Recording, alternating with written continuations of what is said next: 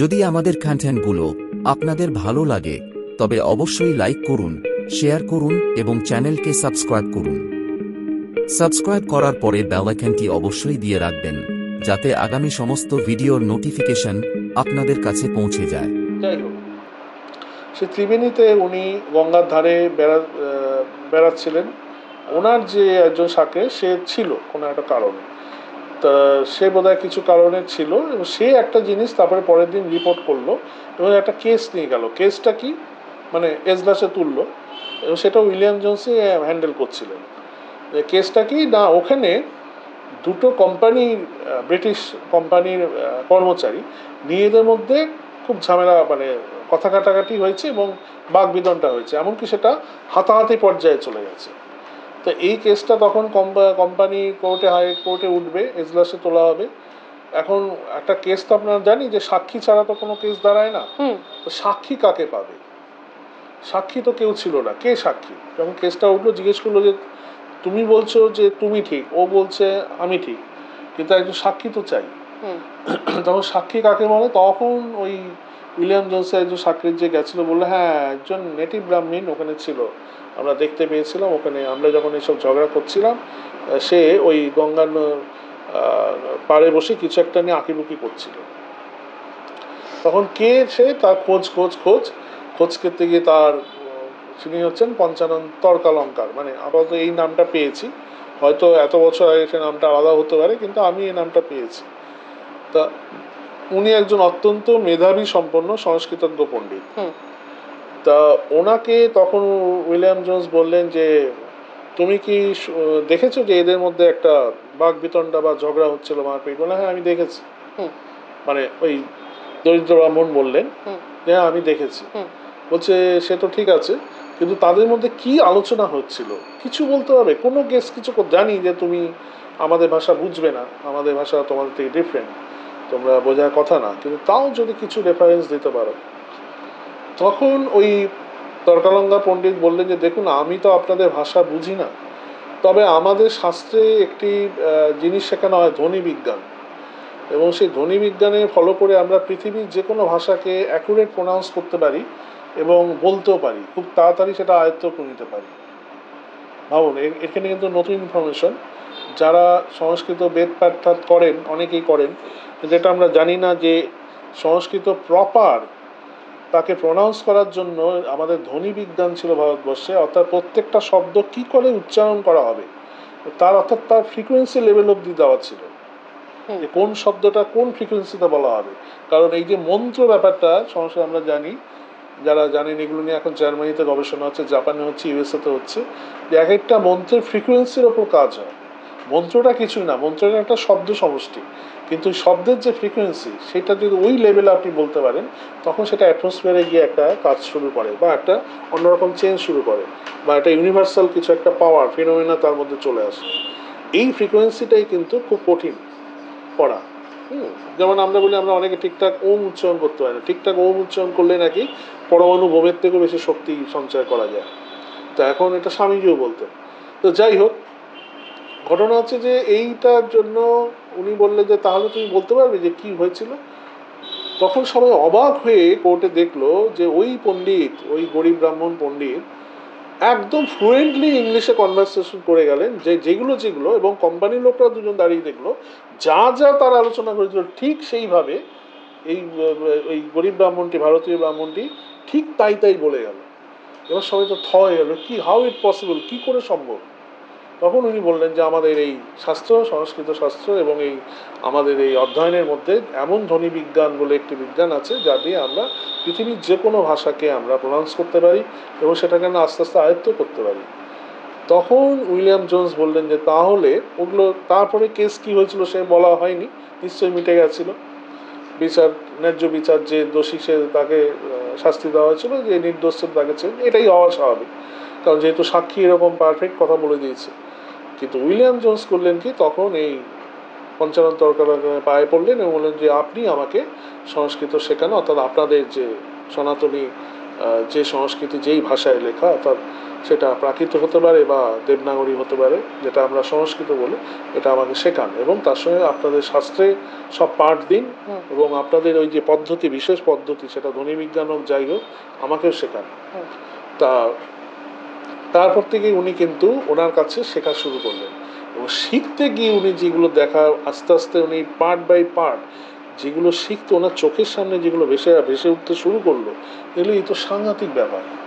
এবং William Jones তখন ভাবলেন, উইলিয়াম শুধু ভাবলেন না, ওনার সঙ্গে আরও যে ব্রিটিশ অফিসার বা যারা ছিল তাদের সঙ্গে আলোচনা করা শুরু করলেন মানে অবসর সময়, যে আমি সংস্কৃত বা ভারতীয় শাস্ত্র বা তার বিদ্যা অধ্যয়ন করতে গিয়ে এমন কিছু জিনিস পাচ্ছি, এমন কিছু জিনিস শিখছি যা ইংল্যান্ড তো ছেড়ে দেওয়া সারা পাশ্চাত্যে কারো কাছে নেই, এবং এই জ্ঞান যদি ভারতীয়রা আবার ফিরে পায় তাহলে আমরা এখানে 5 মাসও থাকতে পারবো না, এবং আমরা তো ওদেরকে দাবি রাখতে পারবো না, উল্টো ওরাই আমাদের ঘাড়ে চেপে বসবে।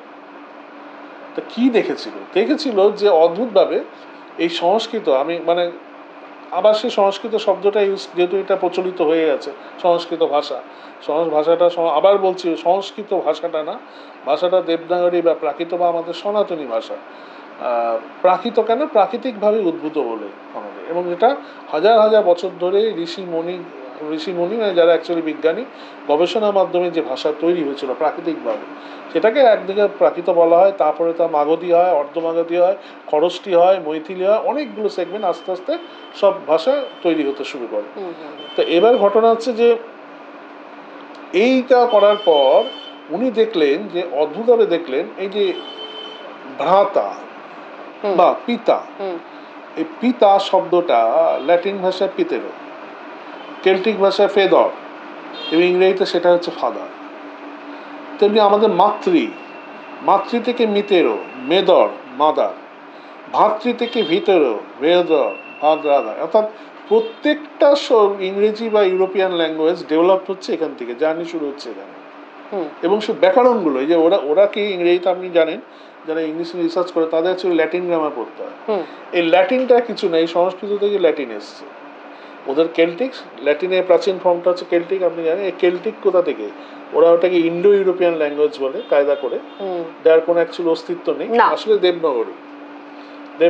দেবনাগরী সংস্কৃত ইউরোপিয়ান সংস্করণ, ওইটা থেকে ওরা ওইভাবে ল্যাটিনটাকে ওইভাবে সাজিয়ে এবার দেখা যাচ্ছে যে সব কিছু, এবং শুধু তাই না, দেখছে যে বহির্বিশ্বে পাশ্চাত্যে যা ওরা জ্ঞান বিজ্ঞান বলছে সব কিছু এখানে নথিবদ্ধ আছে। এবং শুধু তাই না, উনি এমন একটি গ্রন্থ পেয়ে গেলেন, এই ভরদ্বাজমণি বৈমানিক শাস্ত্রম, যখন বিমান বলে কিছু জানতো না, এরকম বইও তাদের কাছে চলে গেল, তারা তো চমকে, এগুলো কি, তখন ওরা বুঝতে পারেননি।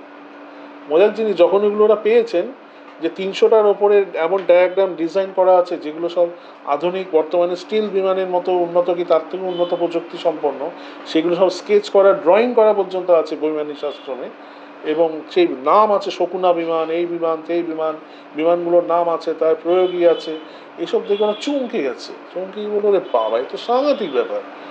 এই বিদ্যা যদি ভারতবাসীরা ফিরে পায় বা গুণাক করে, ভারতীয়রা এখন সুষুপ্তির মধ্যে আছে, ঘুমিয়ে আছে।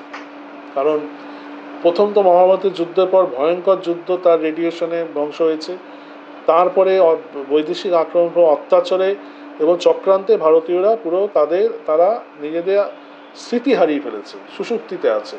এদের যদি জাগরণ হয় তো সাংঘাতিক। তখন এদের মধ্যে একদল বলল যে কি করা যায়, এদের একটা বিরাট কমিটি তৈরি হলো ইউরোপে বলে, শুধু ইংল্যান্ড নয়, কিন্তু তার মধ্যে মেন যারা লিডিং নিয়েছিল তারা হচ্ছে জার্মান, মানে যারা এক কথায় দিতিপুত্রর জাতি, হ্যাঁ দিতিপুত্র দৈত্যের জাত।